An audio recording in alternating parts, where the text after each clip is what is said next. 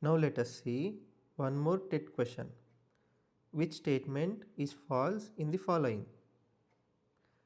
This is a easy question, but many people will get confused with this.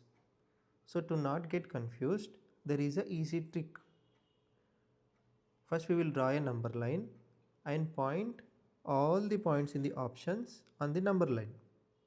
And from the number line, whichever number is in the right, that is greater, and whichever number is on the left side, that is smaller.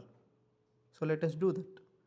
First let us gather all the numbers from the options. Minus 14, minus 11, minus 1, 1, minus 16. So these are the numbers. So let us point these numbers on the number line. So this is the number line. Let us assume this as 0. 1 will be here, and minus 16 will be somewhere here, and minus 14 will be here, minus 11 will be here, and minus 1 will be here. Now let us go through each and every option.